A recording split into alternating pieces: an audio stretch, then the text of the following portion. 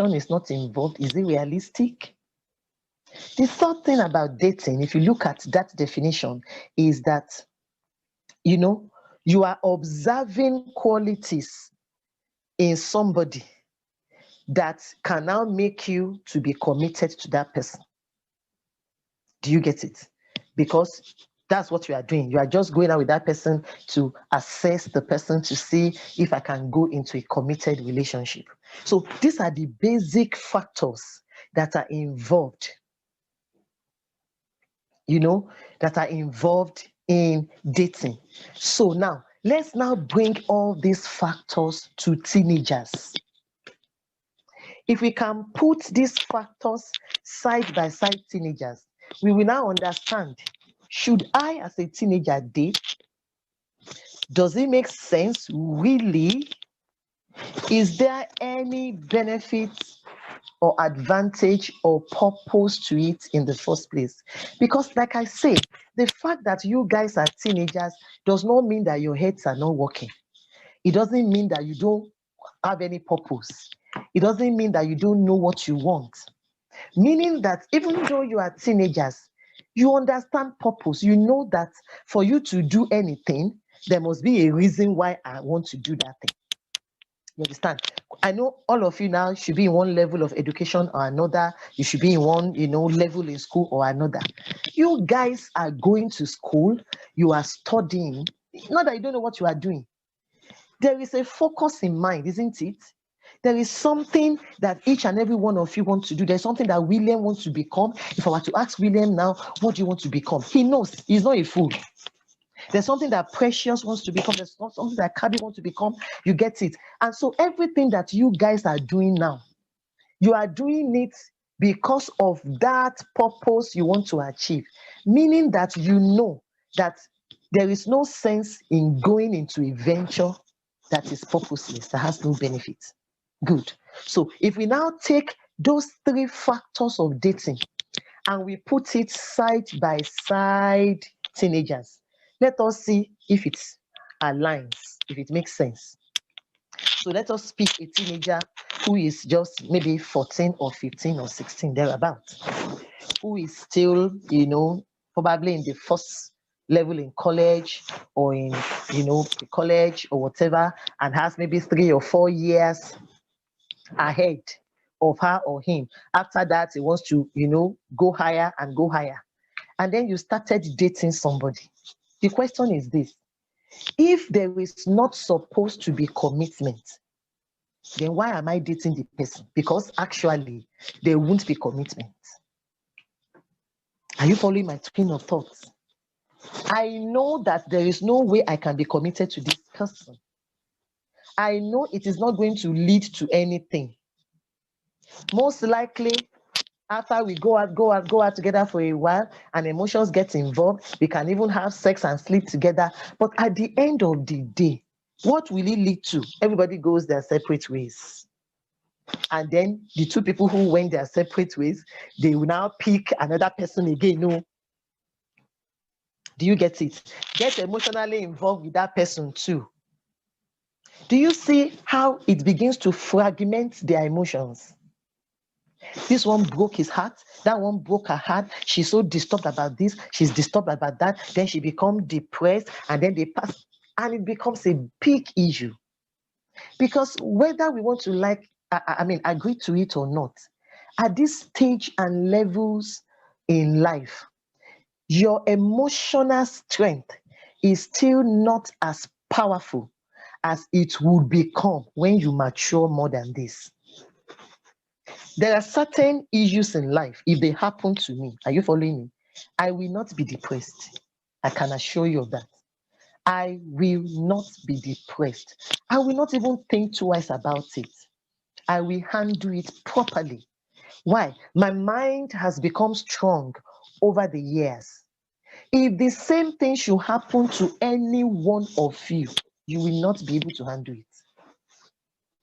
It will lead to a lot of emotional trauma. It will lead to depression. It will lead to so many things. So the emotional strain that dating puts on teenagers, their mind is not strong and developed enough to handle it. if we pick the second factor, that is, since there is no commitment, then there should be no emotional involvement, emotional entanglement, affection, or sex. So if we now put it side by side, teenagers, let's be sincere with each other, my dear ladies and guys. If you start dating someone and you are always together, you give each other attention, you go out together, you go for dinner together, you spend time with each other together, be sincere with me. After a while, are you sure emotions will not be involved? And I hope you know, I'm sure quite a number of you will have done biology in school. I hope you know that during the teenage years, that is when your hormones and libidos begin to, it works faster than that of adults. And it's normal. It's normal. So for example, now, don't be embarrassed if you have wet dreams, if you have erections. You should have.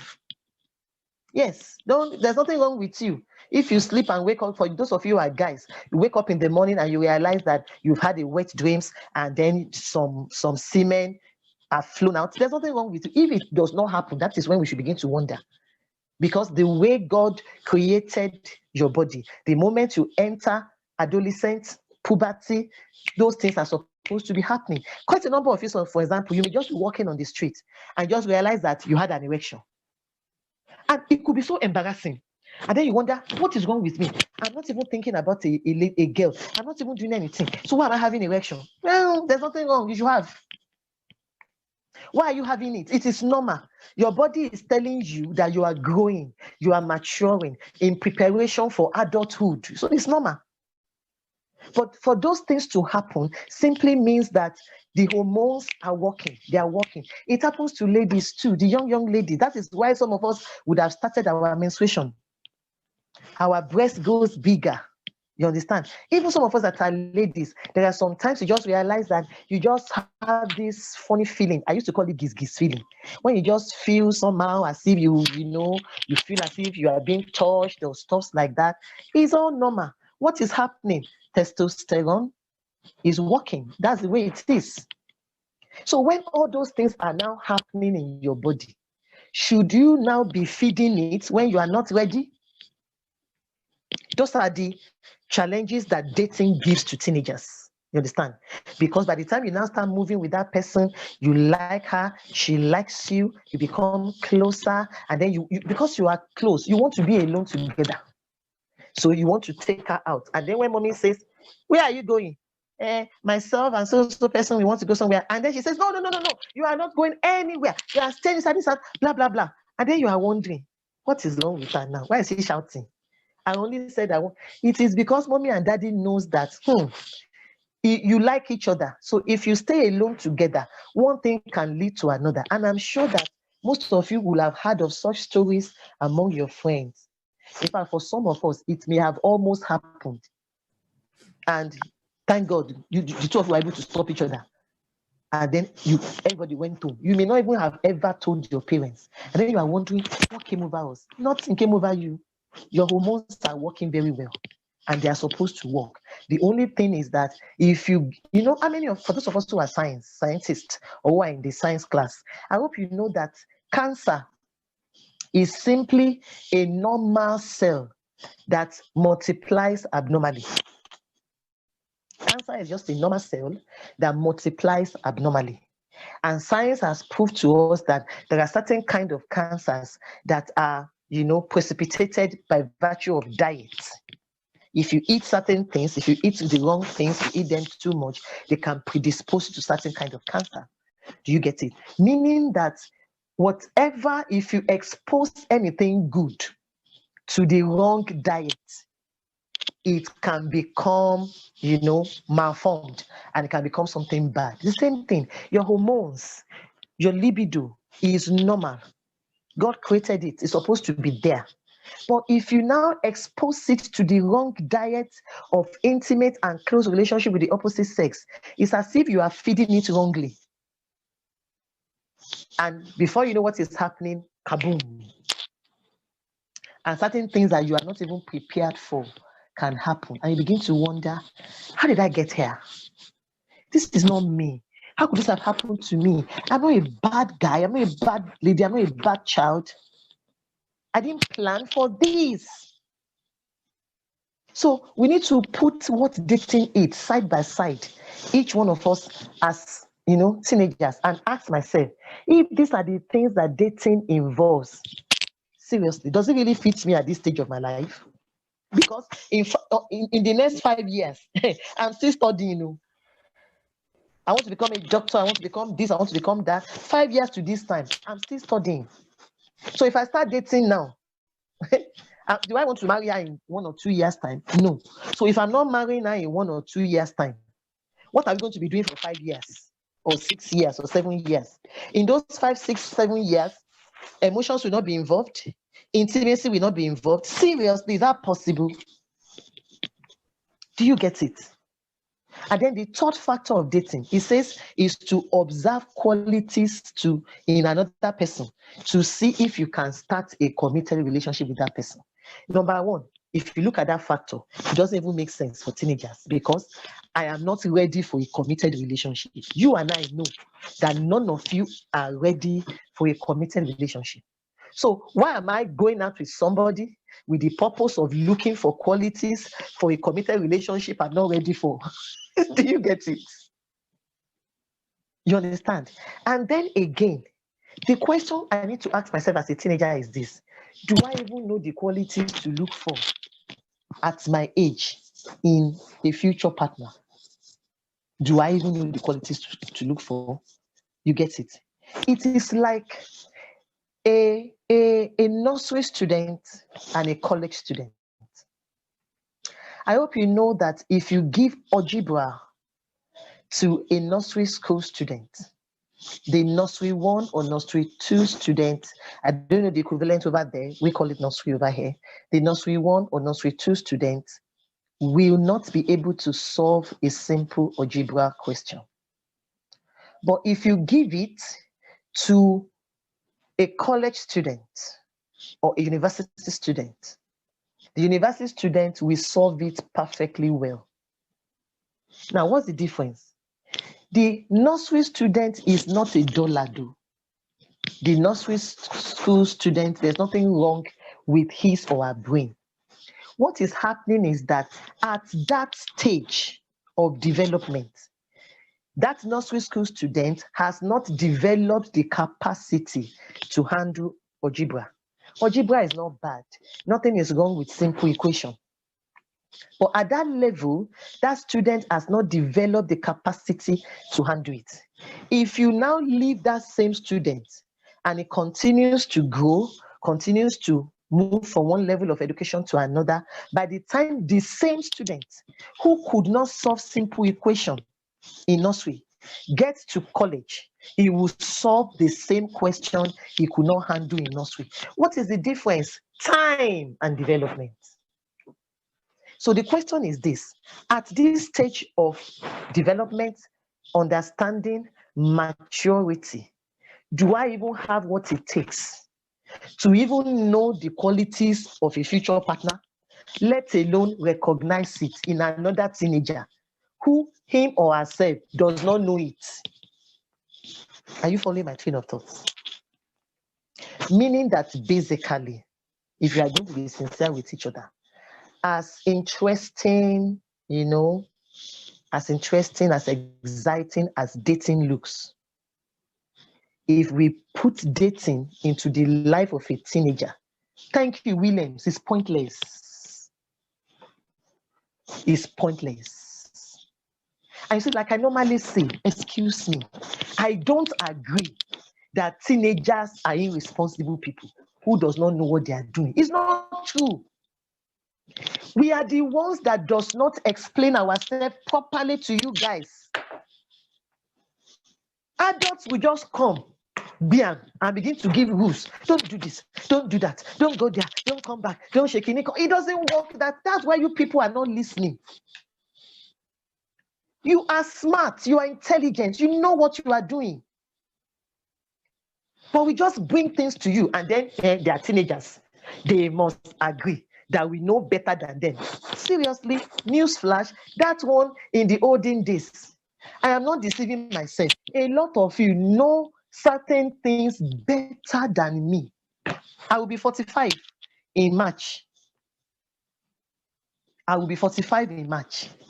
But I am practical and sincere enough to know that in this millennium age, Generation Z that you people have, that's where we call you here. You understand? There are a lot of things that you guys know more than us. Yes, there are things that we also know more than you because of experience and years. I've lived longer than most of you. But there are plenty things you know that I don't know, particularly about technology, being smart, being computer savvy, being enlightened. Look, my phone, my children understand my phone more than me. I'm telling you. All these things you see that I'm doing on my phone, they are the ones that taught me. Me, I don't know that. My own to receive and give call, finish. I can't even operate a laptop properly. I'm still learning it.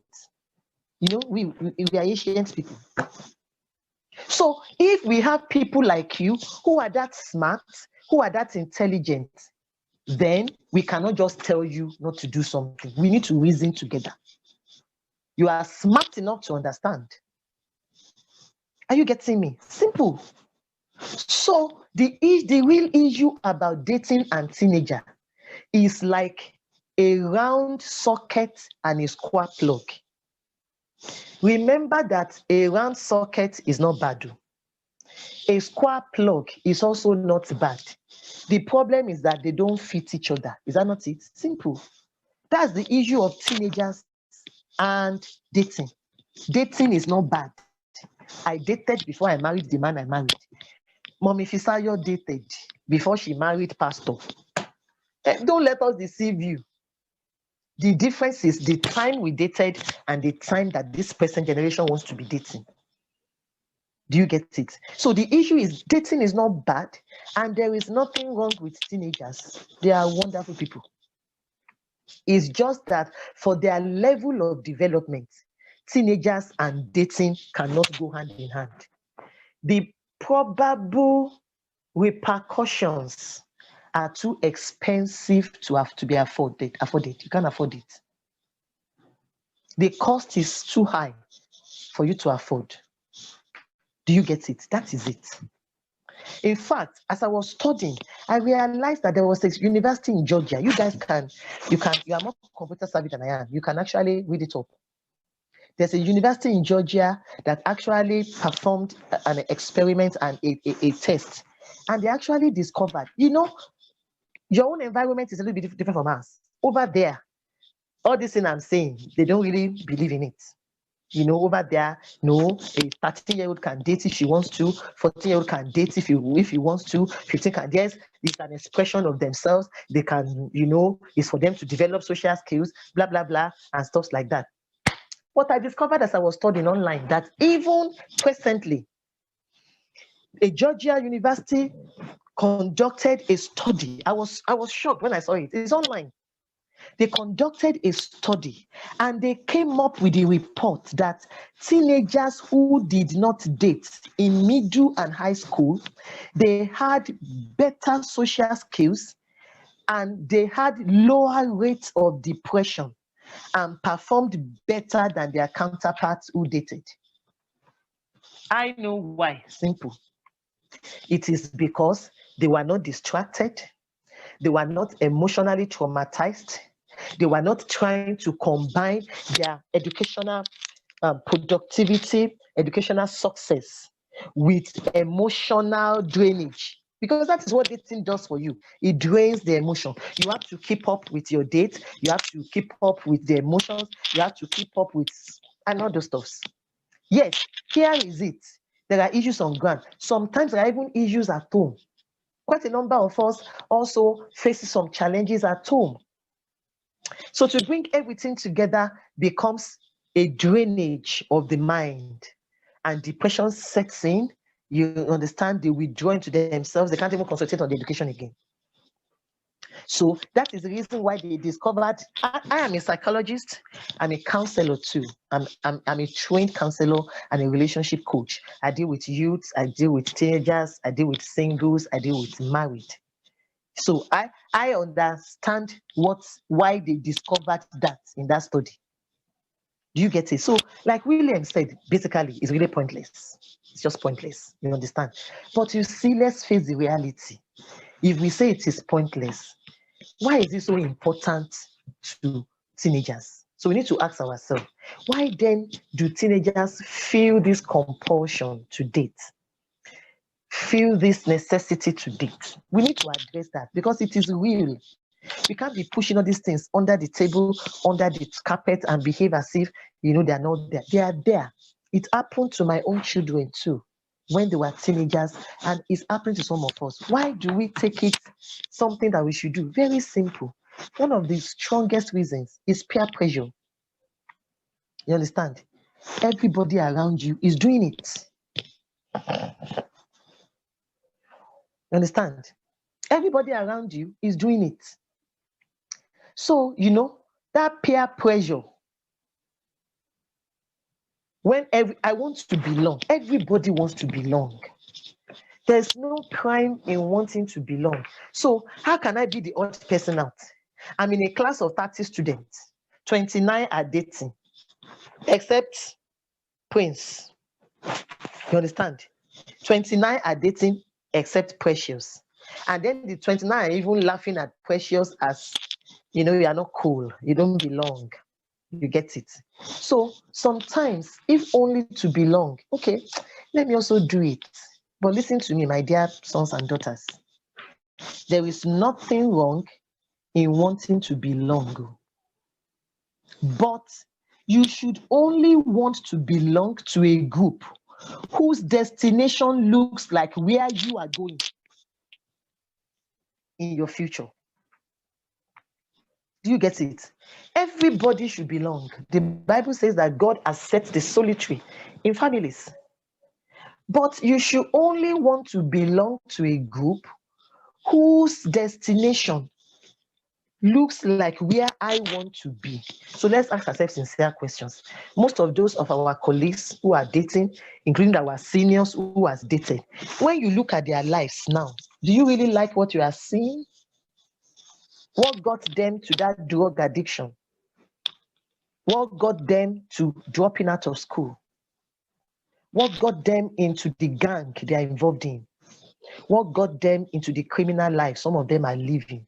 How did they start? So my question is this: if this is the destination of quite a number of them who did this thing, is that where I want to be? If the answer is no, then I cannot belong to such group. I need to look for another group whose belief system, whose ideology, whose destination looks like my own. You should know where you want to be in life.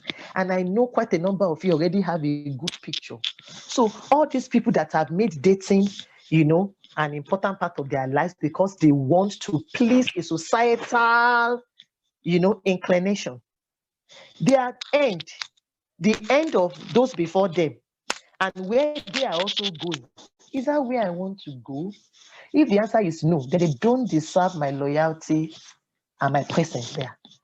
Listen, you must never sacrifice yourself upon the altar of the insecurity of other people. Don't do it. Because I've discovered one thing.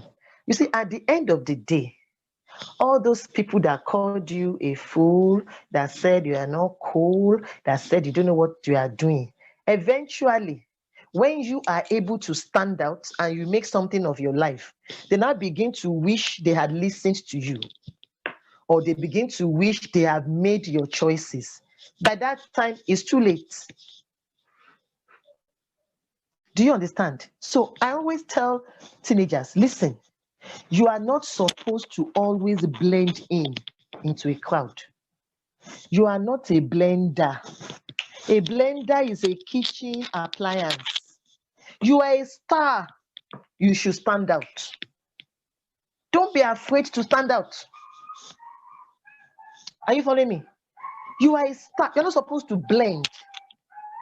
You're not a blender. A blender is just a kitchen appliance. You're not supposed to blend at all. You are supposed to stand out from the crowd because you're a star. Do you get it? That's the way it's supposed to be. And how do you do this? I'm rounding up now so that we have opportunity for questions. How do you do this? How do you stand out? Simple. By understanding that as young as you are, God has a purpose for your life. God has an assignment for your life. God has a plan for your life. Listen, it's not true. You are not too young to be special. In fact, being special was woven into you even before you were born. The Bible says when you were still in your mother's womb, God called you.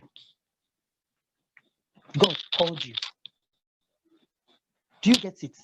All of you need to understand that, look, I am not just a teenager. I am a teenager with a difference. What is the difference in my life? God loves me. I'm the apple of his eyes. And he has a plan, he has a purpose, he has an assignment for me. And I hope all of you know that it is the kind of purpose and assignment that you have that will determine the things you can do, the things you cannot do. I hope you know that. Yes. So you need to have that understanding. I hope you know, for example, that David was just 15 years old when God anointed him as king of Israel. The first time that Samuel was going to go and anoint David, that's much. He was 15 years old. There are so many teenagers in the Bible. David was a 15-year-old boy when he brought Goliath down. So you are not too small. Don't let anybody look down on your youth, on your age at all. 15, it was 15 years. Are you following me? It was 15 years. Joseph was a 17-year-old boy when God started showing him the dream of his future. 17. Esther was a teenager when God used her to save Israel. Are you following me? Do you know that in the Bible, we had a king? His name was Josiah. He was 8 years old when he became king.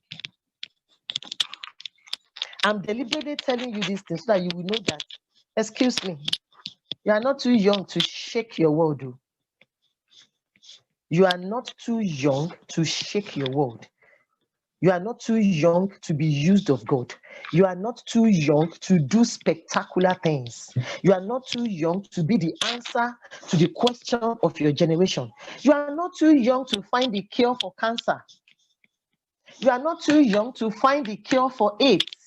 You are not too young to discover the drug and cure for COVID. You are not too young. Josiah was an 8-year-old boy. I am almost sure that every of my friends that are here, you guys, all of you are older than 8. But Josiah was an 8-year-old boy when he became the king of Israel, and he ruled Israel properly.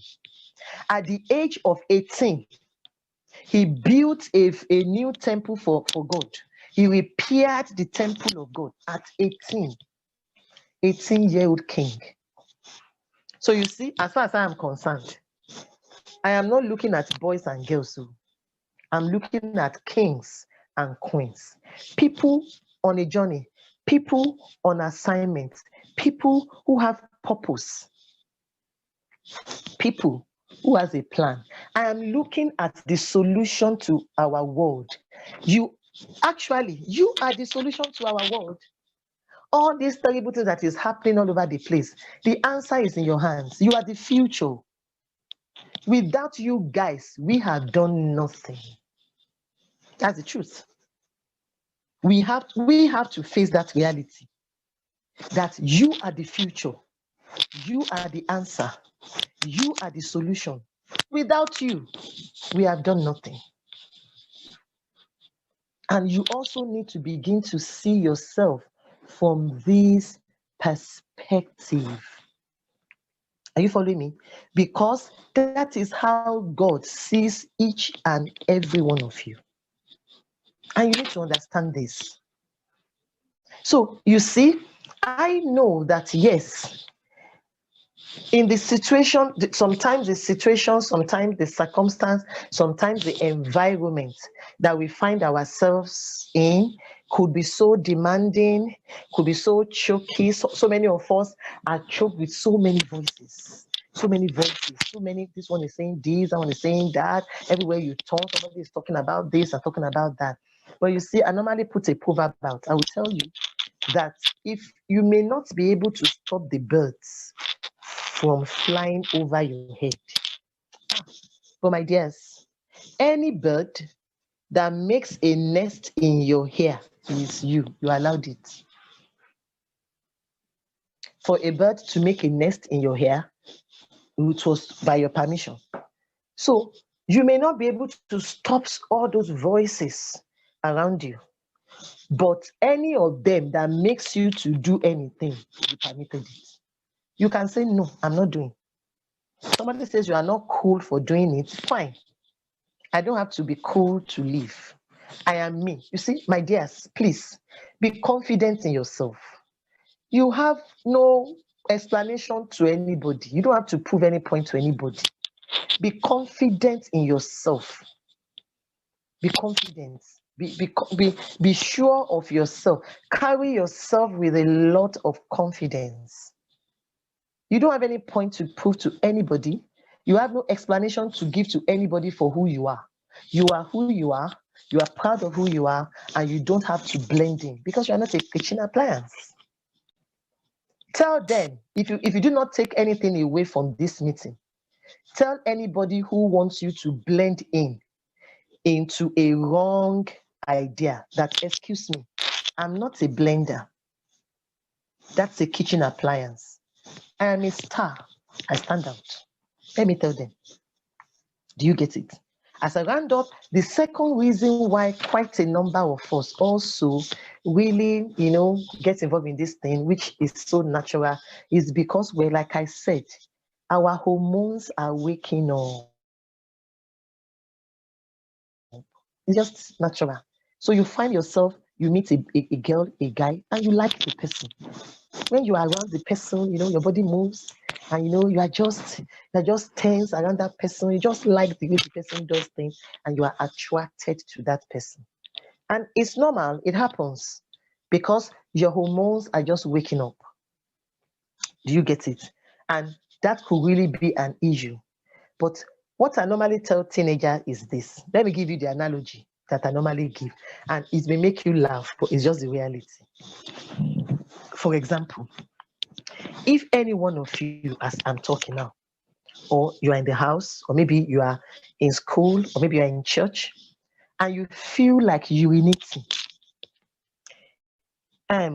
will you stand up inside church or inside school like that, zip down your trousers or pull it down and start wee-weeing in front of everybody? Will you do that? No, no, no, no, no, no. No matter how pressed you are, you will not do that. No way. That ain't gonna work. It won't. You will struggle and wait until you get to the ladies or to the toilet or to the gents. Is that not it? Now, why do you think you do that? Very simple. Because as you are growing up, you are made to know and believe that the pressure to urinate is normal. It is part of your bodily function. It means that your kidney is working very well, and your urethra is working very well, and your bladder is working very well. That is the reason why you feel like urinating. You are made to believe it's the most normal thing to feel like urinating. And you are also made to know that if you now feel like urinating, no matter how pressed you are, you should wait until you get to a proper environment to urinate. Do you see? Mindset, perception. That's why you are not wee-weeing everywhere. The same thing. If you understand that the way my body is feeling, this giz feeling, this libido feeling, this erection, this attraction to the opposite sex, they are normal. They are the way I'm supposed to feel at my age. But just like urination, I don't have to put action to it at the wrong time or in the wrong place. If you have that understanding, then it's not going to disturb you. You know that, my body is moving. It's normal. You should move. But I don't have to start a relationship because my body is moving to somebody. It is normal for my body to move. So finish. After a while, it will come down again. Good. That's a good question. Precious said, so when is the right time for a person to date? Beautiful. Let us go back to those three things. The right time for a person to date is the time when you know that I am ready for a committed relationship. Remember those three factors. You are dating because you are checking out the other person to see if I want to start a committed relationship. So, am I ready to start a committed relationship in 3 or 4 years' time? If the answer is no, then you are not supposed to date. Am I ready to marry in 2 years' time? Because a committed relationship is like a courtship leading you to marriage. That means that is the person I want to marry. Commitment. The problem with our generation, my dear, is that nobody wants to be committed. It's peck and go, peck and go. I call it the he-goat ministry. You know, he-goats, they smell this one. Remove their nose. Go to the next one. Smell. Remove. Smell 10, 15 places like that. No commitment. So I need to now ask myself, Precious, that, okay, if I'm dating now, am I ready to marry in 1 year or 2 years' time? If the answer is no, then like William said, it is pointless. Because the purpose for dating is to assess the other person to see if I will see qualities that will make me to go into committed relationship. Are you ready for committed relationship at 15? Are you ready for committed relationship at 17? How many of you wants to marry at 18? Have you even finished school at 18? Do you understand? So that is it. It's pointless. So you should wait until you get to a level, a status whereby, okay, if I marry in 1 or 2 years' time, I'm ready. Then start dating. Start preparing for dating. Also, you need to ask yourself now, remember those three factors, ask yourself now, do I even have what it takes now to even recognize the proper qualities that a person I should marry have? Me, myself, do I even have those qualities? So you should wait until a time that you have gotten to an age that you have developed those qualities. Your mind is strong enough. You understand? You are matured enough to handle certain things in life. And you are also knowledgeable enough to even know the qualities that a husband or a wife should have. So you should ask yourself a question. At 17, do I even know the qualities to look for? Me, do I even have the qualities? And that is why, my dears, let's be realistic. Do you know how high the level of divorce is, particularly where you people are living? Do you know, how they break marriages? Do you know over there? It's even happening here too now. There are marriages that don't last 1 year, don't last 2 years. They are 17, 18. They feel they are old enough. Let us go and marry. After 1 year, it has scattered. They don't have what it takes. There are 2 babies who married. And like I say, every time you marry a baby, you will pack shit. Babies are supposed to shit. That's the issue, sweetheart. That was why I deliberately broke it down so that you will know, you'll be able to put yourself side by side it. So if I'm not ready for a committed relationship, dating is pointless now. Do I want to marry next year? No. Do I want to marry in 2 years' time? No. Do I want to marry in 3 years' time? No. So why am I dating now? If I start dating now, where are we going? Where will it end? Most likely sex and teenage pregnancy. And then I now wake up and say, what happened to my life? You happened by not making the right choices. Do you get it? So if you're not ready for commitment, it's pointless because that is the purpose of dating. Also, if you are unable to recognize the proper signs then that means you are not ready. Why should you go into what I'm not ready for? Do you see? Still pointless. Not that it is bad, but it's pointless for this level of my life. And then 2, am I really very sure that even if I now start dating now, after a while, there will be no emotional and sexual connection between me and that guy? Can I categorically say, no, fa, it can never happen? Can I really? And if it now begins to happen, do I have what it takes to handle it? Do I? Will it not get out of hand? Do you now see? So that's the reason why you should wait until that time when I can categorically answer these 3 questions.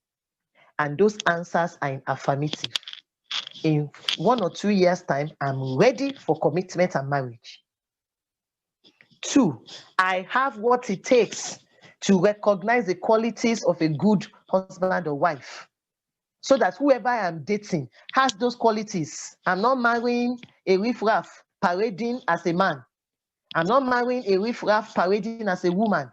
And then after I now marry the person, my eyes now open that, oh, so I just married a beast. Do you get it? Can I pick it? If the answer is yes, good. 3, can I, at this stage, have a relationship with this person and I will not be getting myself involved in premarital sex? It is at that time that you can answer those 3 questions properly, affirmatively. It is then you are actually qualified to date. If you date before you can answer any of those questions, you will be putting the cart before the horse. And I hope you know that every time you put a cart before the horse, there will be no progress, there will be no movement, there will be no productivity. That is why. Do you understand? So, like I said, yes, okay. But what if your expectations of a good and acceptable partner are very low? Let me read that question again. Yes, chat. Okay, good. Thank you, Precious. You said, what if your expectations of a good and acceptable partner are very low because you don't know what to look for due to your life? Exactly. That is the reason why, as long as this is going on, do not go into it. Do you get it? At this particular time, indeed, your expectation will be low because you don't know what to look for. Now, but I hope you know that because your expectation is low does not mean that you don't deserve the best.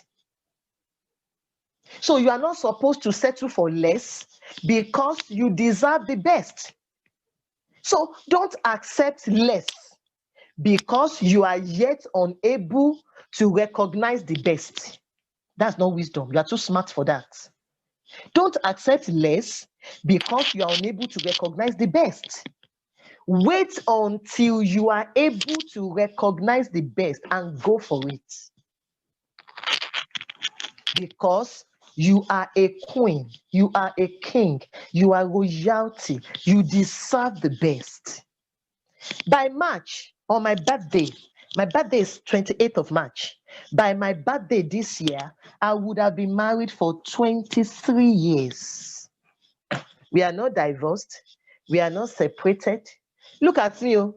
Do you see that's why I was telling you that she's not a small girl. Oh. See the way I'm looking. I didn't even make up today. Oh. I didn't make up at all. I wanted to come natural to you guys. If I actually make up, I look younger than this. But look at me. I've been married for 23 years. I have 3 grown-up children. And I'm still looking like this. You know why? Because I am happy. My husband does not beat me. He does not stress me. He takes good care of me. I take good care of him. We are having the fun of our life. Our last born has left the house now. Do you get it? Is the 2 of us alone? Once they resume back in UI now, is the 2 of us alone? We will now be playing all over the country. Why was that possible? I did not settle for less because I could not yet recognize the best.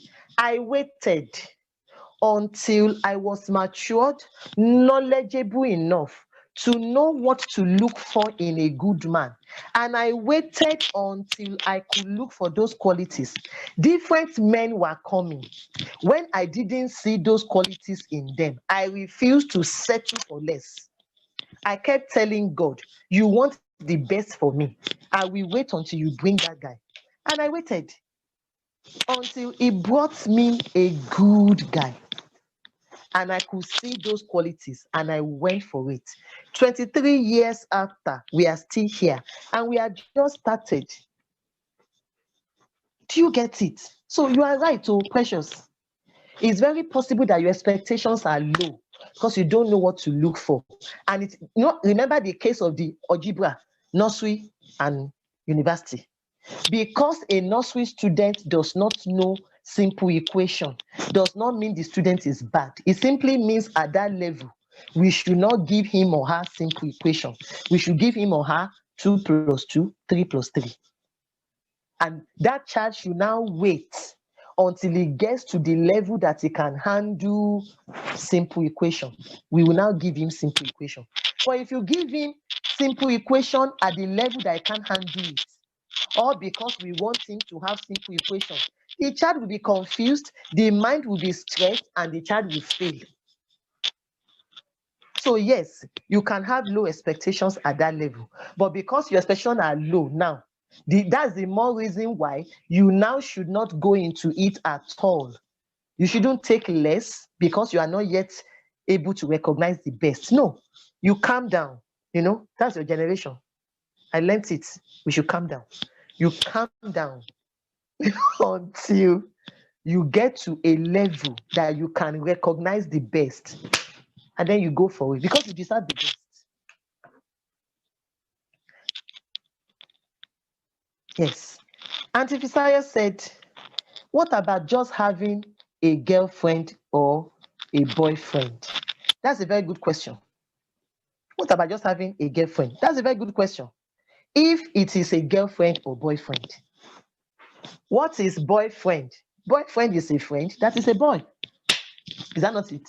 Now, what is a girlfriend? A girlfriend is a friend that is a girl. So there's nothing wrong in having friends of the opposite sex if the two of you are friends.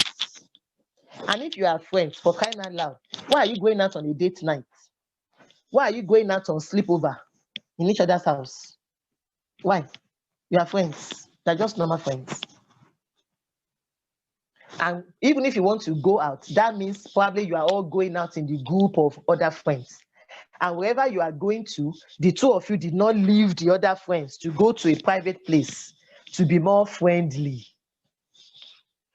Do you get it? So if you are friends, it's supposed to be open. And the two of you are friends, you should also have other friends. So if Prince is friends with me, I said it at the beginning. If Prince is my friend and we are truly friends, then Prince should have other ladies that is also friends with. And I shouldn't complain that he has other ladies he's friends with because we are just friends. And I too should have other guys as well. We are just casual friends, classmates, we are in school together, we meet each other in school, we study together, we talk together, everybody goes so. You shouldn't be jealous or disturbed because we are friends. But when it comes to dating, you and I know that it's not just friend though. Other things are involved. That is what makes it dating. But if it's just a man, and your friends normally under normal circumstances, your parents should know you're good friends. You shouldn't be embarrassed to let your parents know that friend, know about the parents of that friend.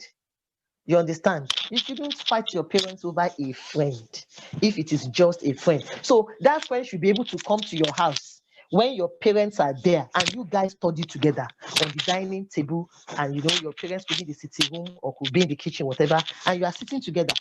You didn't say you must go to the bedroom to read. You are friends.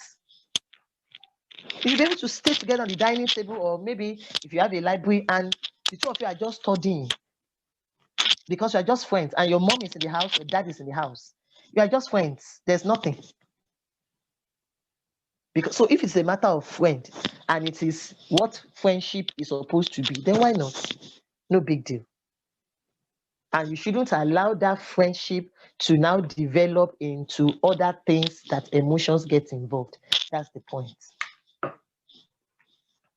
So any other question or any other contribution, or I have said something that, well, yeah, not really, that's not the way you see it. You can unmute yourself and talk, or you can chat it. What if I like the boy or the girl? That's a good one. And that is normal. Because you can, I told you hormones are also involved. You can find yourself that you just like this person and you really like the person. The advice I normally give is this. I tell people, whatever you feed, we always grow. Whatever you starve, dies.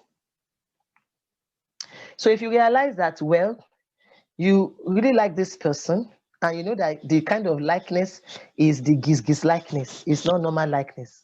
One of the best things for you to do is don't feed it.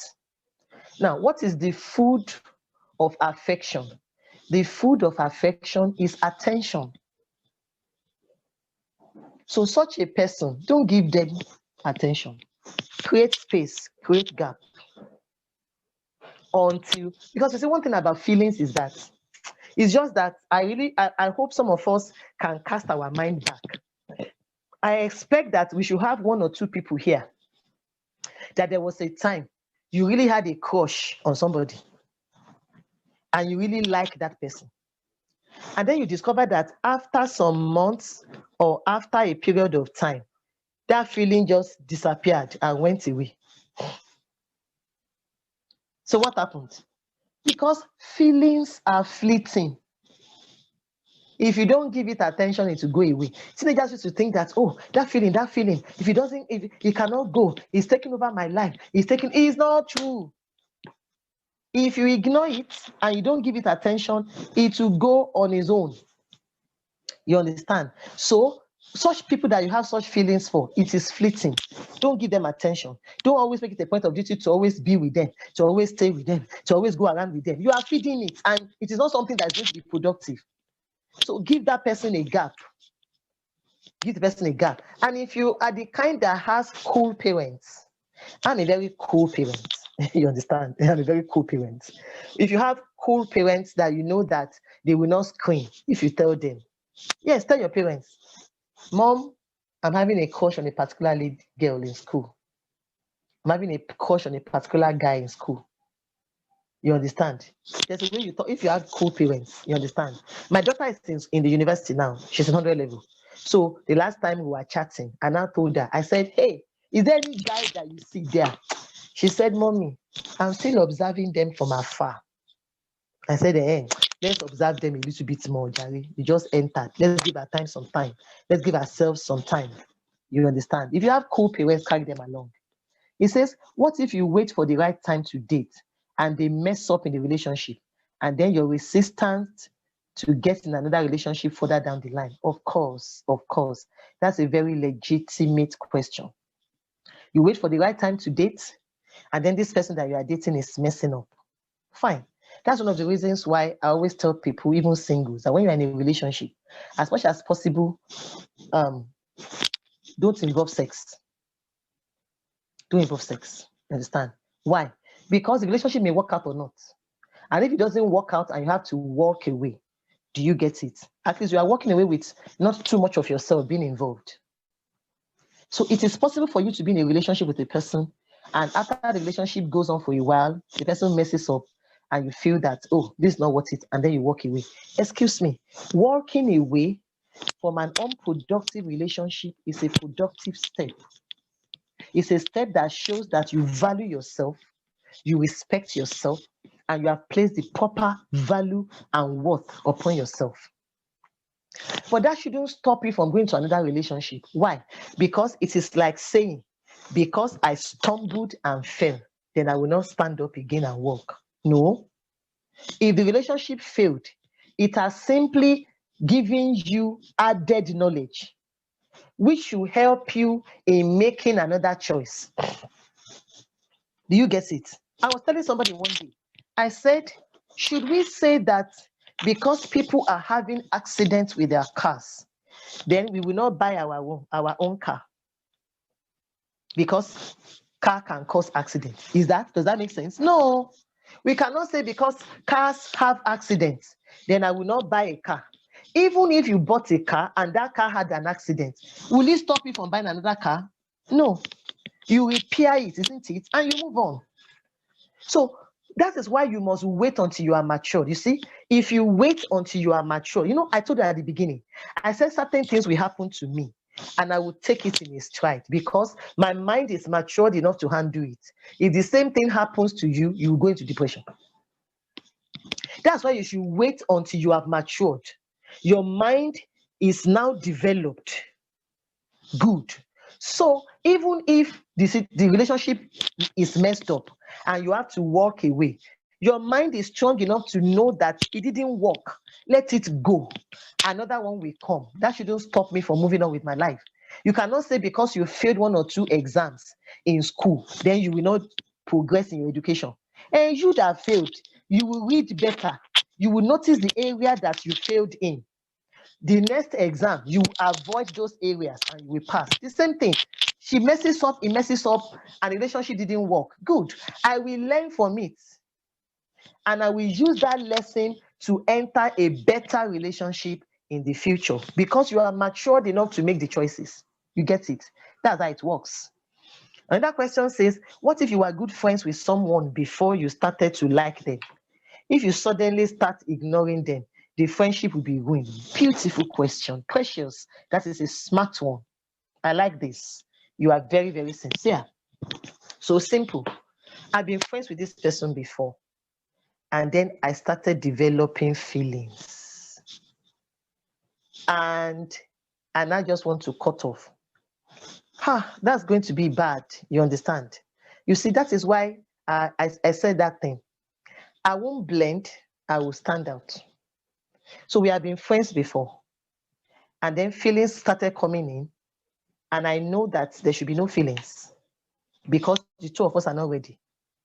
Then, yes, withdraw. When you withdraw, the person will notice the withdrawal. Oh, I'm so sorry. Light just went off. Heritage, please let me put on the light. And the person begins to notice that, oh, why are you withdrawing? Come out, Frank. Yes. My friend, for now, I think we need to give ourselves some space because I suspect that we are getting closer than we should be. Yes. Now, if truly, you see, my problem with teenagers and people generally is that a lot of the friendship we say we are doing is not friendship.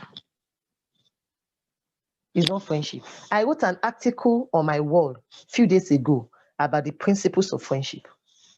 If the two of you are good friends, for you to be friend with somebody simply means that that person has similar value system with you.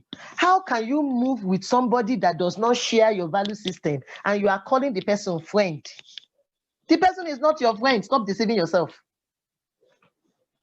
You should only be friends with somebody who has similar value system with you, who has similar belief system with you, who has similar standard of life with you. That is a good friend. That's a true friend.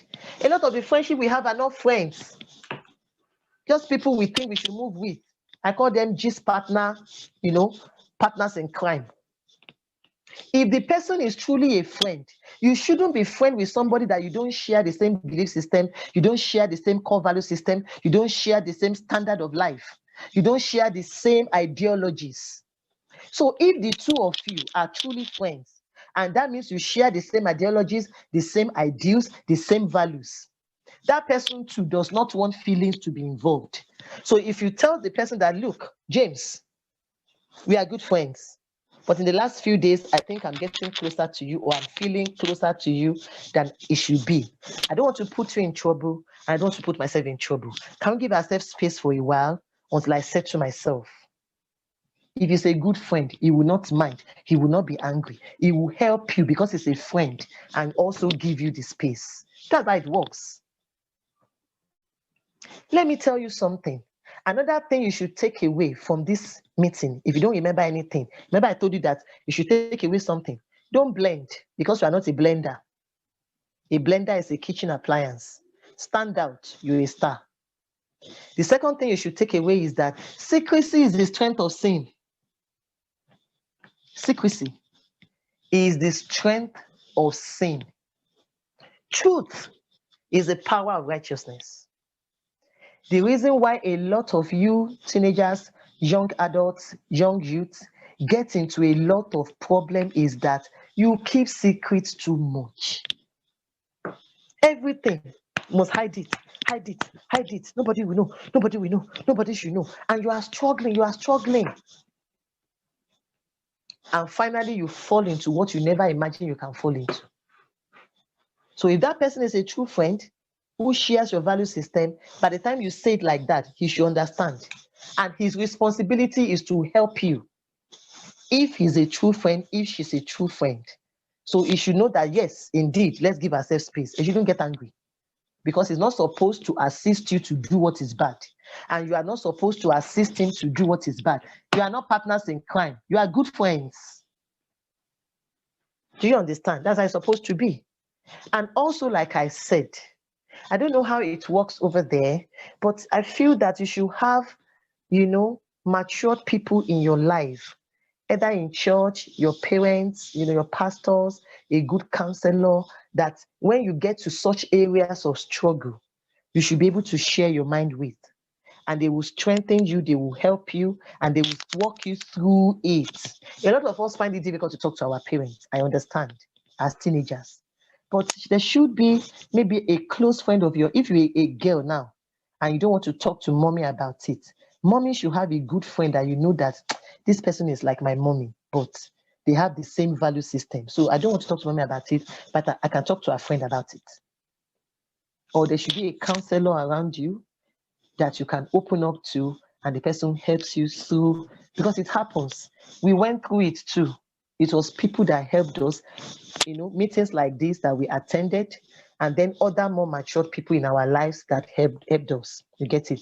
But if that person is a good friend, precious, and you say it like I said it, if he is a good friend, he will not feed it and insist that you must continue to remain close. He will understand because he shares your value system, and he too will give you space and will not fight you. He understands why you are giving the space. And you will notice that after a while, the whole thing will fizzle up because it is feelings, they are fleeting. And then you can continue your friendship together because that stage, that season has passed. It can happen to anybody. Do you understand? Good.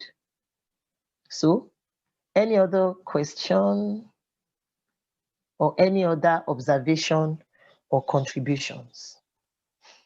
I hope I'm making a little bit of sense, and also, answering the questions in your heart, and lightening whatever burdens that some of us have. I hope so. That is my desire for tonight's meeting. I really prayed about this meeting, and I was asking God to help me to be able to present these things to you in a way that you guys can relate with, that is relatable, that is real, and to also be able to answer some questions in your mind, because teenagers have a lot of questions and they just battle with it and battle with it and battle with it. And there seems to be nobody profiling solutions to those questions. So I was hoping that, well, some of the questions you can share publicly, I'll be able to provide solutions to it. But also, any one of you that wants to reach me personally, all my contacts are with Mommy Fisayo. My number, my WhatsApp number, you understand, my Facebook handle, my Instagram handle, you understand. I'm also on Telegram. I'm on Twitter, but I'm not very, active on Twitter. So if for whatever reason you feel you want to reach out, or you want to ask some more personal questions that you don't want to, ask here, just collect my contact from Mommy Fisayo, and you can reach out to me at any time, day or night. The kind of work that I do makes me to be available for people any time of the day. So if you feel you don't want to ask a question here, but something bothering your heart and you want to talk to somebody, of course, you are free anytime to contact me. I will give you attention and I will answer those questions for you. Thank you.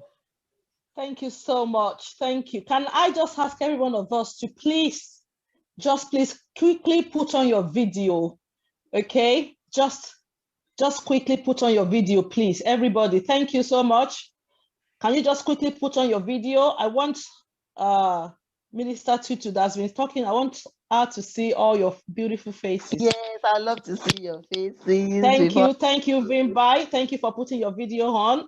Thank you so much. Thank you, Greatness. Thank you, William. Can you on the light? I can't see your face, so thank you, KB. Thank you, Prince. Greatness, thank you.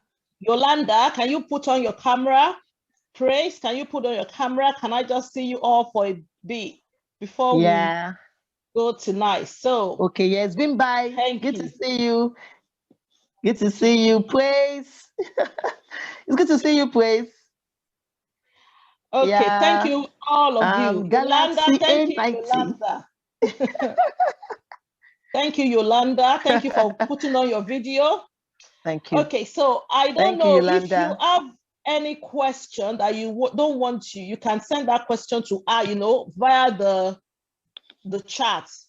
You can send that question to her personally so that she will be the only one, because I can know that, because those two questions that I asked, somebody sent them to me. So that was why I asked it. So if you don't want to send your question directly to everyone to see, you know, you can just click on that chat, click on her name, private chat, yes. Yeah, as a private chat, and that question can just go to her alone or to me alone, so that we can ask. I know this is a really big issue when it comes to teenagers. I know it's a really big issue, and that's why I really want us to talk. Somebody sent me a question now. She said, the person said, what about those people who have been together since school and then they get married? Good. All right, let me pick it one by one. She said, what about those people who have been together since school and then they get married? Beautiful. We do have cases like that. But the thing that a lot of you don't understand is that you didn't know everything that they did. Did they tell you? They didn't tell you now. They didn't tell you. It's like somebody looking at me now and thinking, and the person thinks he knows everything about my life. No, you don't. So yes, we do have people who started in school and then they get married. Number one, you didn't know everything they did and how many of those things they regretted and that is still affecting their marriages. Two, after they got married, you don't know what is happening inside that home. Like I tell people, I know a lot of things that happen inside the homes of people that all of you see outside together, smiling together and wearing the same clothes. Because it's my job. I know what is happening inside the house. Do you get it? Also, it is like saying, what about so many people who committed a crime and they were not caught? They went scot-free. Does that mean that the crime they committed is right? So you see, we do not do things that is wrong because another person does what is wrong and went scot-free. No, that is a slap on your integrity. You see, a child of God is not a thermometer who responds to the stimuli of his environment. A child of God must be a thermostat who regulates his or her environment. You are not supposed to do things because, that's why I was talking about the blender. You're not supposed to do things because somebody did it. No, you're supposed to do something because you know this is the right thing to do. So you are not the one forcing me to do it. No, I won't lower my standard because you have a low standard. No, that's why I said be comfortable in yourself. So yes, we have people who do such a thing, but we don't know the totality of their stories. For those of them who want to be very sincere with you and they tell you their story, you will ask yourself, do I want this to be part of my own story? So because a criminal was not caught and he went scot-free doesn't mean I should lower myself and become a criminal. No, I'm a star. I stand out. Do you understand? So that is it. It's a very legitimate reality. It happens. But what are the nitty-gritty intricacy of this story that all of us here? Do we really know everything that happened? Another person sent another question to me. Excuse me, please. He said, is it wrong to have a lot of guy friends? That's a very good question. That is, I'm a lady.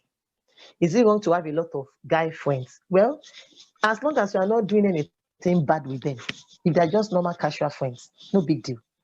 But you also need to ask yourself, how come I don't have ladies as friends? You know why? Because one of the things you must be very careful with is that you must not allow your good to be evil spoken of.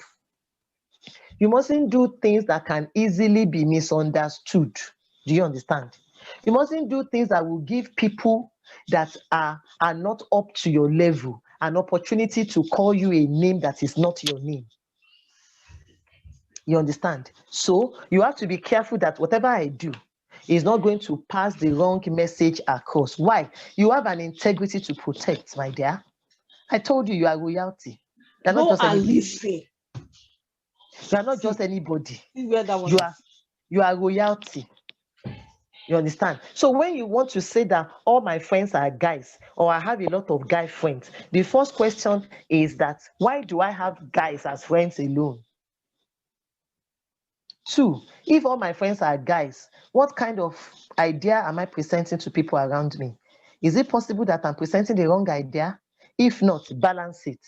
Have both guy friends and lady friends, so that everybody will know that this person is a balanced person. He has lady friends, he has guy friends, so he's a balanced person. So it's better to live a balanced life than to live a disjointed or one-sided life. You get it?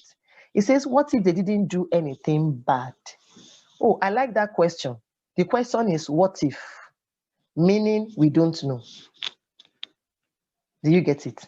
So why should I live my life on uncertainty if truly I'm a purposeful person who knows what I'm doing? I like the question. Very good question. What if they didn't do anything bad? What if they did something bad? We don't know. So why should I base a destiny like my own on uncertainty? It is better for me to follow certainty, which is what I want to do. I know what I should not do. That one is certain. I also know why I should not do it. That one too is certain. So let me go for certainty, not what if. How can I build my life on supposition, on ambiguity? As precious as my life and death. Do you know how precious you are? Do you know how priceless you are? How can you build such a priceless and precious life on assumption, ambiguity, supposition, uncertainty? That is not smart. And the two of us knows that you are smart. You understand? Because it is what if, we don't know. So I would prefer to build my life on I am sure, I am certain, I have all my facts. It's better to build your life on that. It is safer to build your life on that, not on what if. Because I don't know. Do you get it? That is just wisdom. And like I told the other person, even if they didn't do anything bad, the fact that they were in a relationship that early in itself is the bad thing. We are just assuming that they got away with it, Abi. So the question is this: should I also go into crime? Because we do have criminals who got away with it. Like I said, it's a slap on your integrity when you do what is bad, because some people are doing what is bad and going scot-free. And newsflash, it's not true. Nobody goes scot-free with bad things. There are always consequences and repercussions. It is, I may not be there, you may not be there when they are paying the price for their steps and choices, but there is a consequence for every choice. It is when the person faces the consequence that we don't know. That is why the question is, what if? We don't know. Do you understand my train of thoughts? That is it. Okay, yeah. Somebody sent a question to everybody. Let me go to everybody. Somebody said, but I feel comfortable with guy friends because there are too much drama with girls. Of course, me too, my dear. I don't have too many female friends, so ladies have drama. This is a drama. But this is the question. You that you are asking that question, you're a lady. Do you have drama? No, Abby. The reason why you don't have plenty female friends is because ladies have drama. But you don't have drama. you cannot be the only lady in the world who does not have drama. So why don't you look for ladies like yourself who don't have drama? Take note, I didn't say you shouldn't have guy friends. I am saying if all your friends are guys, check yourself. Because you cannot be the only lady in the whole world, in the whole school, in the whole church, who has your kind of personality and nature. No. Do you get it? So I'm not saying don't have guy friends. Why not? I am saying if all your friends are guy friends, we need to observe you, because you are trying to say there are no girls who are like me. It's not true. You are not the only one that doesn't have drama. You get it? You're not the one who doesn't have drama. Do you get it? Somebody says girls are too complicated, so I stick with guy friends. If you stick, the person asking this question is a guy. So if you stick with guy friends, of course you should stick with guy friends now. Ladies could be a little bit complicated, even though it's not true. We are not complicated. You guys are the ones that should learn how to relate with a lady. You are not complicated. You guys too, you are complicated. Yes. You get it? But the person saying that is a guy. So have guy friends. Leave ladies to have their lady friends. You guys have your guy friends. Do you understand? Hey, that is just it. So somebody said also, but like if you are young, but you have the right mindset, then I feel like you should be able to date someone, because the person you're dating could like make you a better person. And as a team, like we have responsibility for our actions and we know what we are doing. Beautiful. You said if you are young, but you have the right mindset, then I feel good. If truly you have the right mindset, then common sense should tell you shouldn't date when you are not ready to marry in 1 or 2 years. So if you date when you are not ready for commitment, you only think you have the mindset, you don't have the right mindset. Your mindset is warped. Having the right mindset simply means I am able to take the right decisions. That's what we are talking about. Mindset is not by mouth. Right mindset is not English. It's not grammar. If you have the right mindset, then you will take the right step. You understand? So if you have the right mindset, your steps should be right. If your steps are wrong, you only assume you have the right mindset. You don't. Because we have been able to establish it that you are dating because you are ready to go into a committed relationship. Are you ready to go into a committed relationship? If the answer is no, then why are you dating? Do you understand?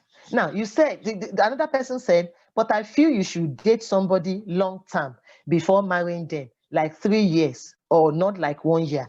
Beautiful. Even if, yes, I'm also one of those people that says that you should have a long time of relationship before you marry. So the question is this: are you even ready to marry in 3 years' time? At your present level, are you ready to marry in 3 years' time? So let's be frank and real with each other. Are you ready to marry in 3 years' time? The answer is no. We both know the answer is no. Yes, the answer is no. So if you are not ready to marry in 3 years' time, why are you dating? Do you understand? Good. Now, somebody says, the person says, but marriage doesn't mean that you're going to automatically be happy with your relationship. No. If you are not happy in marriage, it simply means you went into a wrong relationship. That's the point. And most of you go into wrong relationships because you don't have what it takes to choose properly. That's why I made myself as an example. You understand? If you go into relationship, into dating, into marriage with the right person, you will have a happy marriage. My marriage is happy. Mommy Fisayo's marriage is happy. So you should ask us, how come our marriage is happy? All those people that their marriages are not happy, the meaning is that they went into relationship and they went into marriage with the wrong person.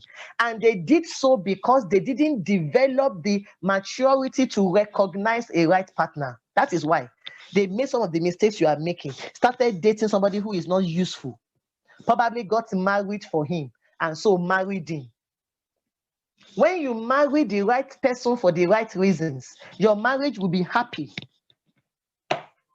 Like I normally say, fake is the evidence of original. So every time you see a marriage that fails, it is the evidence that there are marriages that are working, because fake is the evidence of original.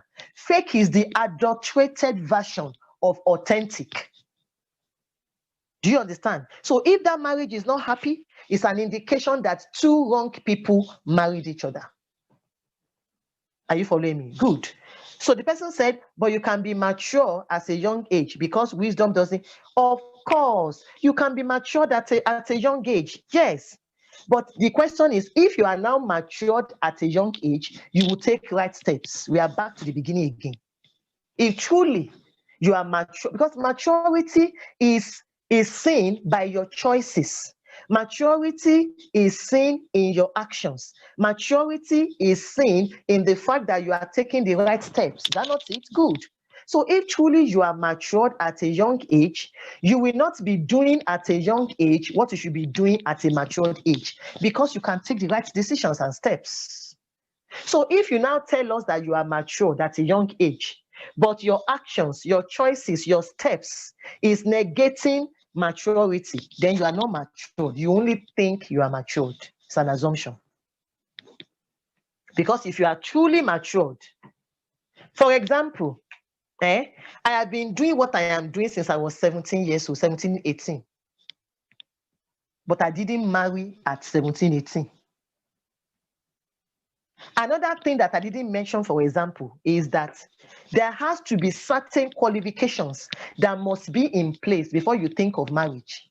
For example, it is not, even if you are matured in age, but you are still in secondary school or college, it's not wise for you to marry. Because your status, your age, your maturity should be in place before you marry. Do you understand? So if truly you are matured, then we should see it in your steps.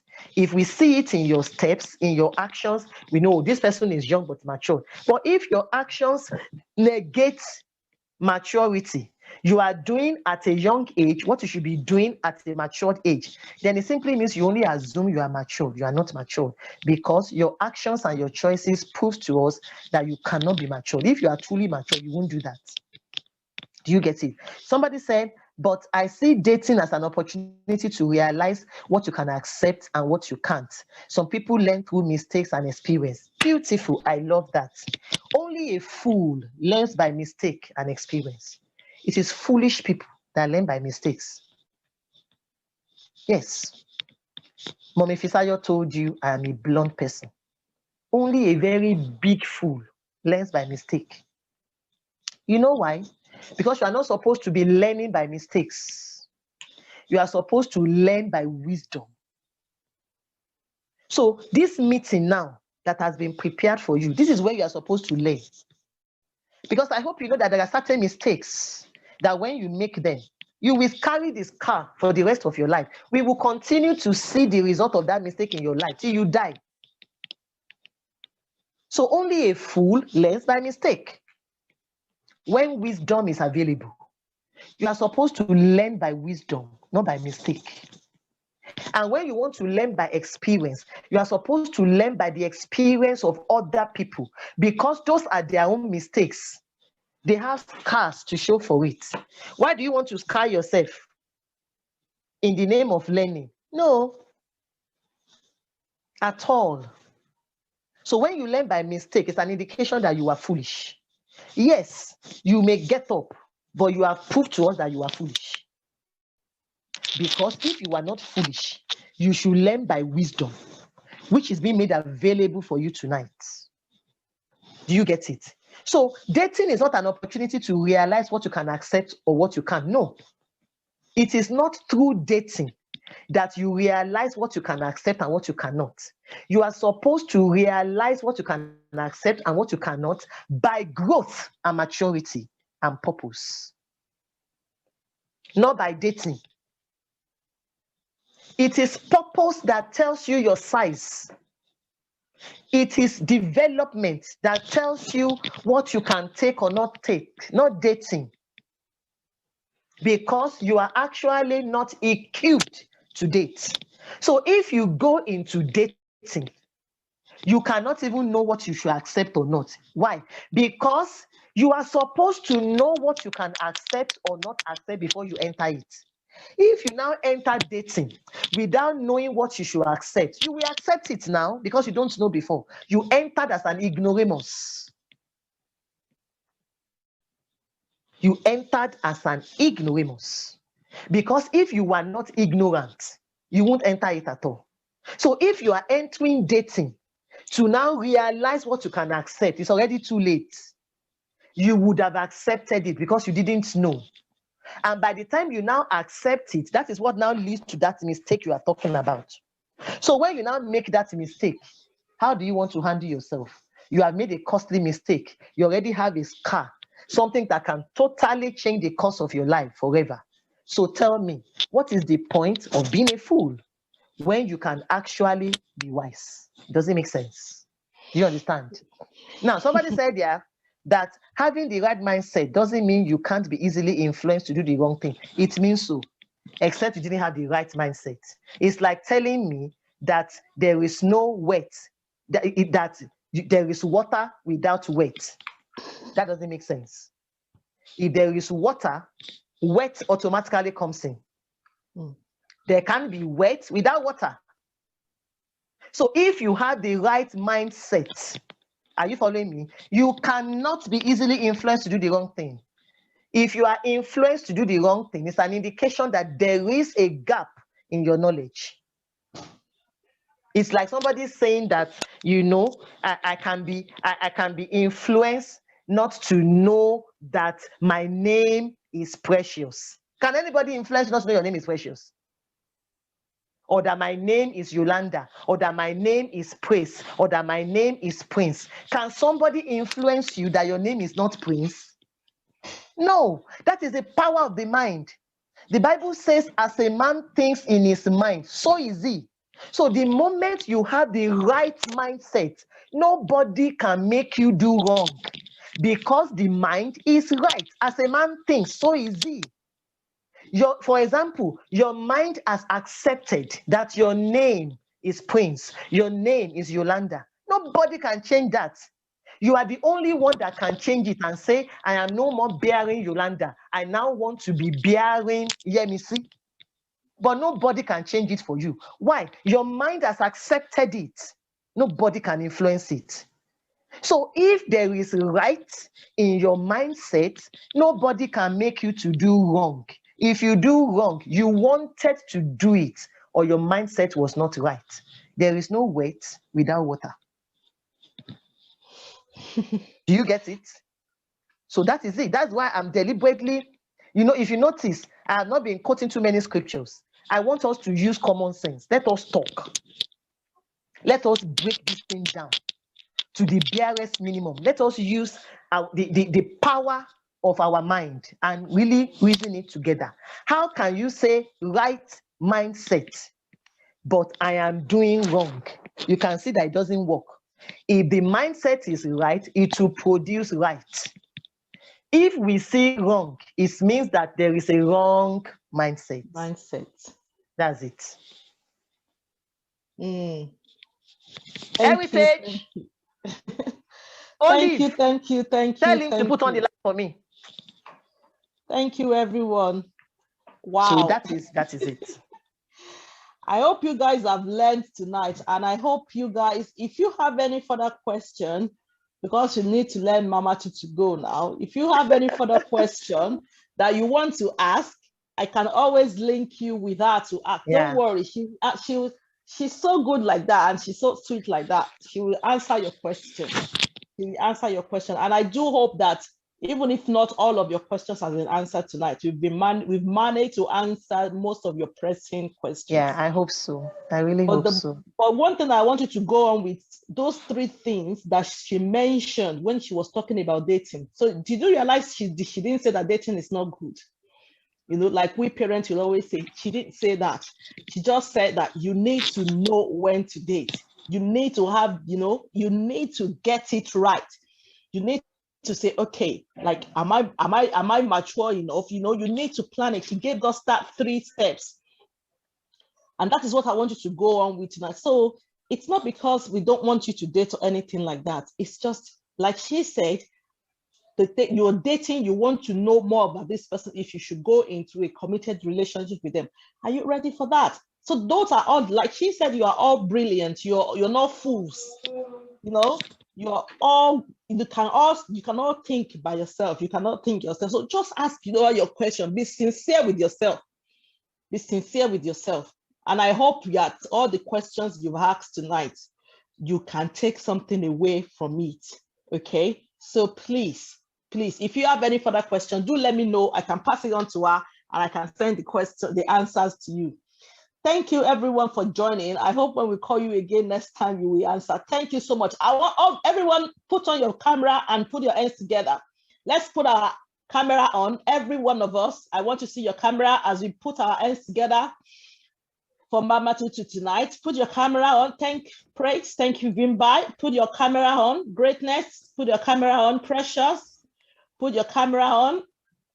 Thank you. And I want us to clap our hands. Everybody, come on now. Put your hands together tonight and say thank you. Come on.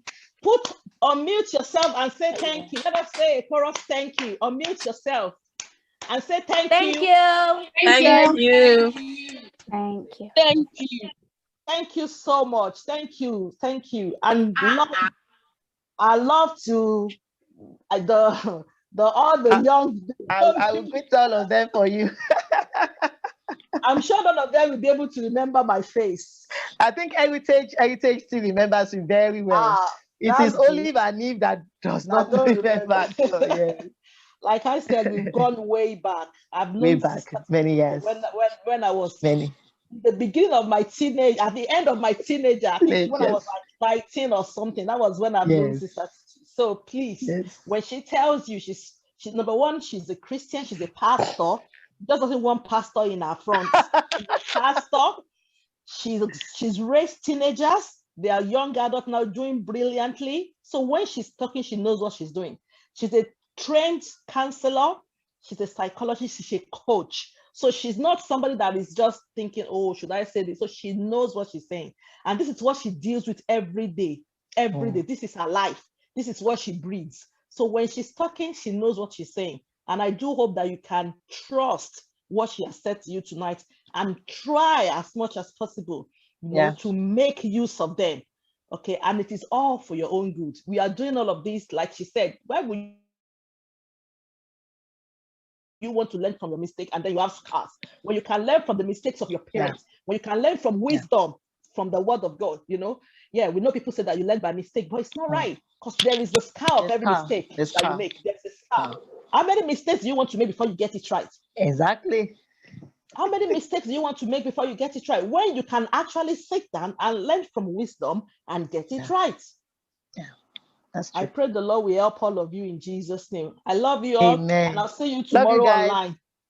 Thank you. Bye. Bye.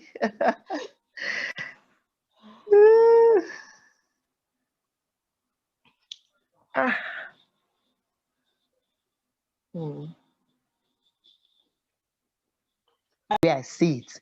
And you see, the point of view that I am going to present to you really is the point of view that I learned from my own children. Because I remember a particular event when my last born baby